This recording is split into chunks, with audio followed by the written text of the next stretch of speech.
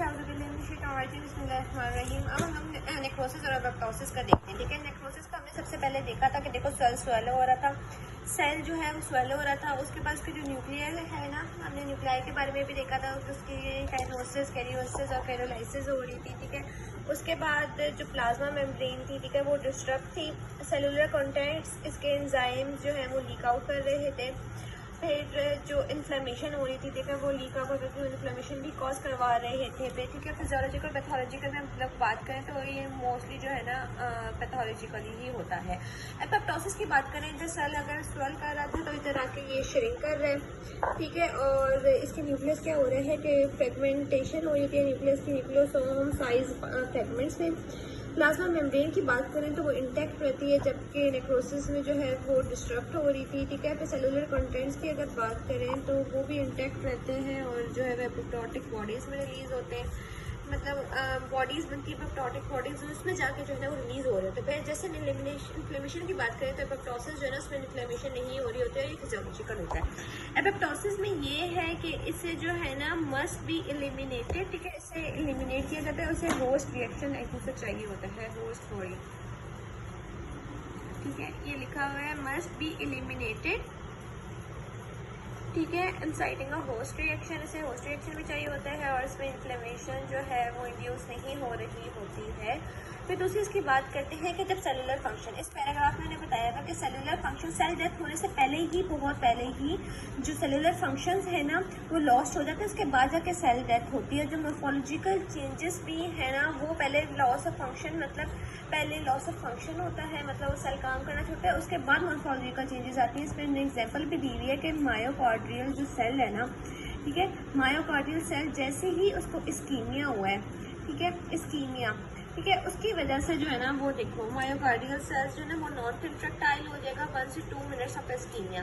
ठीक है, मतलब 1 से 2 मिनट के बाद वो कंट्रैक्टाइल होना बंद हो जाए, लेकिन वो डेड 20 से 30 मिनट्स के जो है ना वो तक डेड नहीं हो रहा होता है।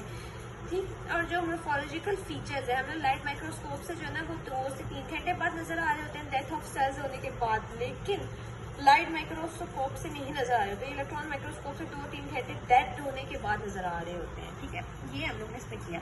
उसके बाद हम आते हैं नेक्रोसिस की। नेक्रोसिस के हम लोग अब डिफरेंट टाइप्स करेंगे। उसका सबसे पहले ये है कि नेक्रोसिस के लिए जो एंजाइम रिस्पॉन्सिबल है ना, जो नेक्रोसिस कॉज करवा रहे होते हैं, ठीक है, अब ये जो नेक्रोसिस है ये उसमें एंजाइम की बात की, ये ल्यूकोसाइड से रिलीज होती है। याद रखना, व्हाइट ब्लड सेल से जो ल्यूकोसाइड से जो है ना वो रिलीज हो रहे होते हैं और वो मोस्टली एंजाइम जो है ना वो उसको काम करवा रहे होते हैं। अब टाइप्स हम लोग सबसे पहले बात करते हैं कोएगुलेटिव नेक्रोसिस। कोएगुलेटिव नेक्रोसिस के सी से याद रखना कि सी को जो है ना रिपेल करता है। ठीक है, मतलब सेंट्रल नर्वस सिस्टम को, ब्रेन को ये नहीं होगा, ब्रेन में ये नहीं पाया जाएगा। ये कोएगुलेटिव नेक्रोसिस का आ गया।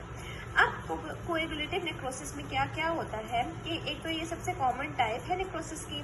ठीक है, सबसे कॉमनली जो हम लोग देखते हैं वो कोएगुलेटिव नेक्रोसिस होता है।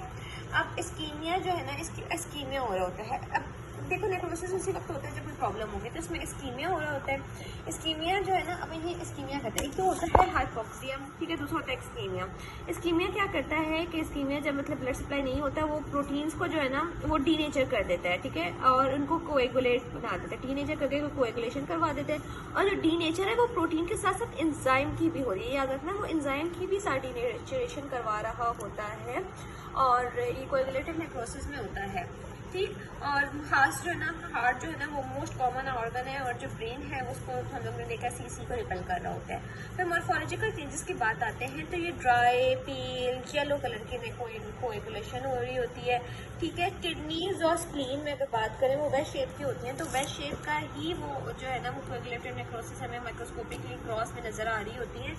अगर और जो टिश्यू आर्किटेक्चर है वो प्रिजर्व होता है, फॉर्म इसका टेक्सचर होता है। माइक्रोस्कोपिक की बात करें तो हम लोग जो है ना डेड टिश्यू को उसकी आउटलाइन जो है ना उसको डिफ्रेंशिएट नहीं